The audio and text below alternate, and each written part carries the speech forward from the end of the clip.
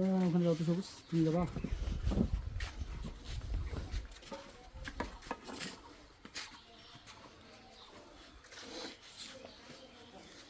সবাই নাই পেয়ে তো ওটা ওই জায়গাটা কোন এইদিকে আসলে না বাবা ক্লিয়ার হ্যাঁ পাশে এর কোনো থোড়া খামো ছবি না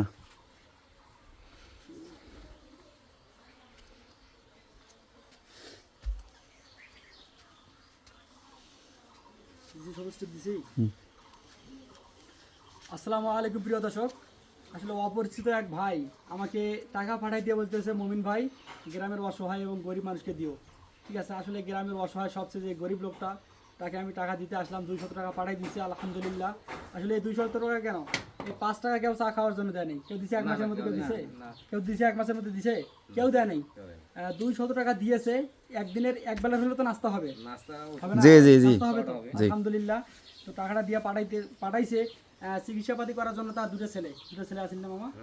দুটো ছেলে আসলে একটা ছেলে মারা গেছে মারা যায় নাই? মারা গেছে হ্যাঁ, আর একটা যে ছেলেটা আছে মানে খুব গরিব, খুব অসহায়, মায়ের চিকিৎসাপাতি ঠিক মতো করার মতো টাকা পয়সা নাই। আর বাড়িতে দেখতে পাচ্ছেন এই ঘরের মধ্যে থাকে, নিজের খাবারে টাকা নেই। নিয়ে আসো ক্যামেরা, নিয়ে আসো, দেখেন একটু রুমটা দেখাও, এই জায়গায় এইখানে কিন্তু জীবনযাপন করে।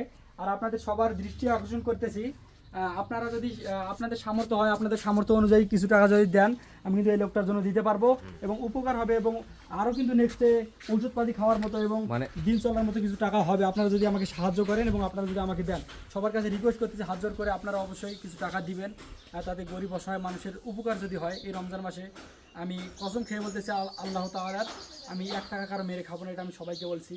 আসলে আমি এই কসম কাটলাম আজকে, কসম কাটার আগেই কিন্তু আমাকে অনেক মানুষ টাকা দিছে। ঠিক আছে, আমি কিন্তু সবার টাকা সবাইকে দিয়েছি। ইনশাআল্লাহ আমি কারো টাকা মেরে খাওয়ার চেষ্টা করবো না।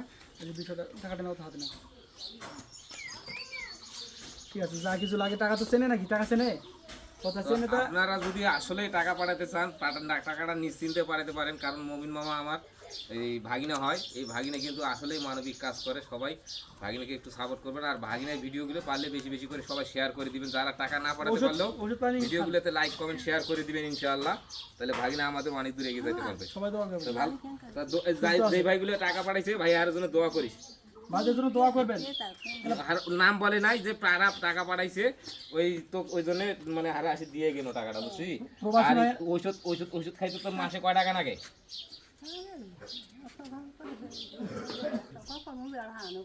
মানে ওষুধ খাওয়ার জন্য মাসে কত লাগে, তাইলে এইটা কইলে আর ভাই হারা কম, যে ভাইয়েরা এই ওষুধ খাওয়ার জন্য এই মানে এই যে মাটির এত টাকা লাগে। কত টাকা লাগে ওষুধ খাওয়ার জন্য? কত টাকা লাগে ভাই ওষুধ খাওয়ার জন্য? প্রতি মাসে 500 টাকার মতো লাগে ওষুধ খাওয়ার জন্য। তো আপনারা যদি কেউ পাঠাতে চান, যে এই যে মামার সাথে যোগাযোগ করিয়ে পাঠিয়ে দিবেন।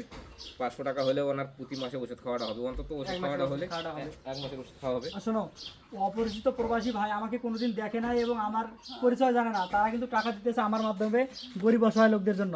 ঠিক আছে, অবশ্যই দোয়া করবেন। আলহামদুলিল্লাহ আমার নানিও ভালো আছে, আমার নানিও দোয়া করবেন ভাইদের জন্য। আল্লাহ পাক রব্বুল আলামিন তাদেরকে সুস্থ যদি রাখে।